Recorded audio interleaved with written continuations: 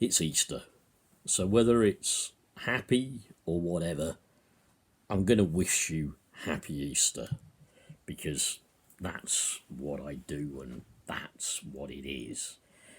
I made this video a moment ago and now I've had to make it all over again because my dear wife happened to come in just at the end. Now, I didn't really think she'd want to be included in my video, and this is a kind of one take video, so I can't take it off of YouTube and then put it onto iMovie and edit it. I'm not that bright, I'm afraid, when it comes to doing that. But happy Easter, and it's not quite tea in the afternoon, but it's close. So happy Easter, and whatever you're doing, take care, look after yourselves, look after your loved ones. Lock down, will you? If you're daft enough to be disobeying the lockdown, please don't. Just try and save a life, eh? So, what do we have from today? Do you think Boris actually decided that as it was Easter Day, he would be risen from the dead and taken out of hospital on a Sunday? Do you think that was what he did? Yeah? Well, I don't think so, really.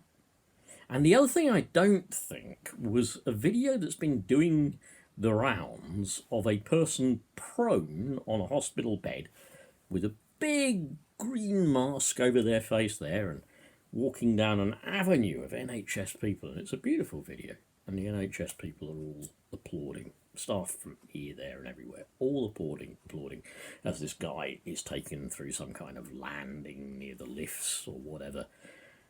And obviously they're applauding the fact, I'm assuming, that he's probably just come out of ICU.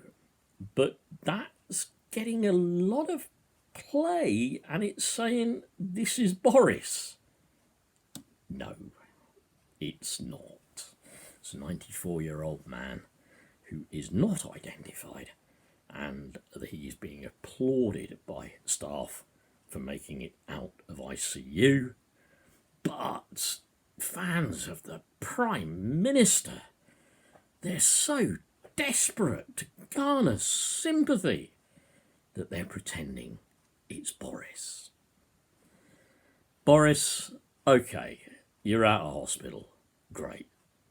Doesn't mean I like you, doesn't mean I consider you with the kind of contempt that I have always considered you, the racist clown that you are, the person behind the cutbacks, or at least your party behind the cutbacks to the NHS, the person behind all the lies that you've told, the person behind your rampant Islamophobia, racism and homophobia, the same person who offered to help a journalist friend have somebody in the media beaten up.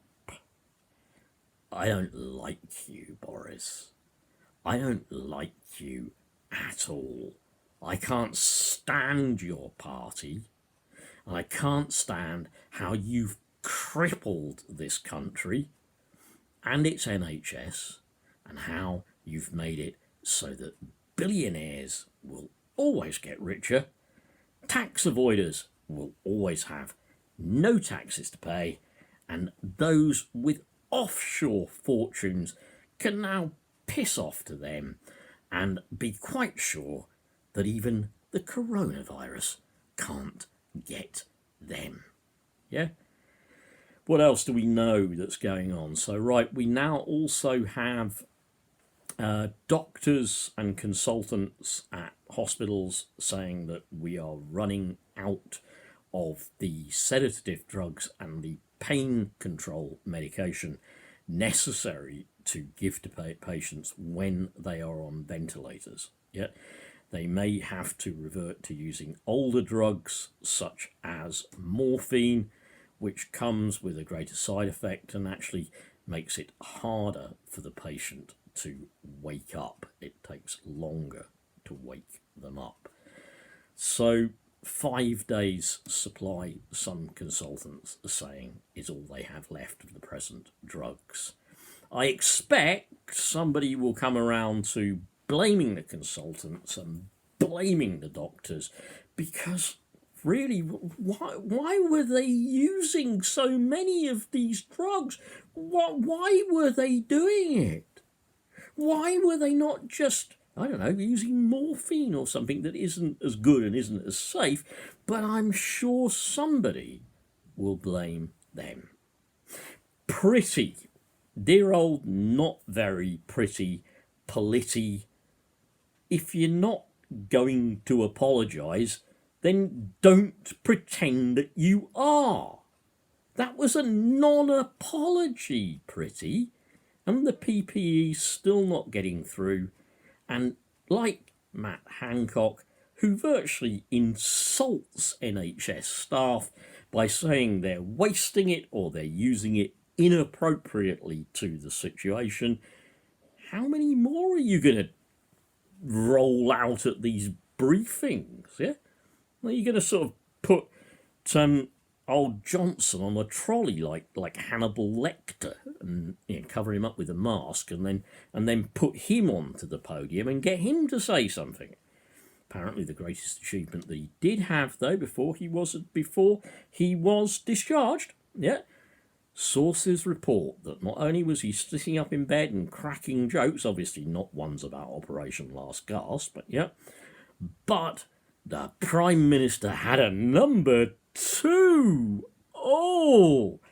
Personally, I think he only did that because he yelled down the corridor, "Come here, boy, warm that toilet seat for your Prime Minister," being the Etonian toff that he remains. Don't know when lockdown's going to end. Obviously, it needs to continue for the time being. I can quite obviously see that. Any of you who are idiotic enough to be defying lockdown at the moment, just go back home. Stay inside. Yeah, the virus moves when you move. So if you haven't got it and you don't move, then you shouldn't get it and it shouldn't be transmitted on. Pretty logical, really, isn't it? But stay in, all right? Stay in. Beyond that, what am I going to say? It's a nice Sunday out there. Just a shame we can't be out in the sunshine, but it is beautiful. Love each other. Take care of each other.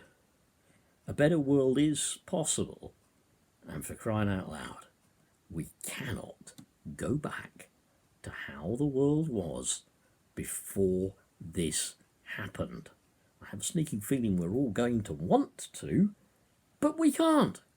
We've got to go back to a changed world, a better world, and that change starts now. Bye.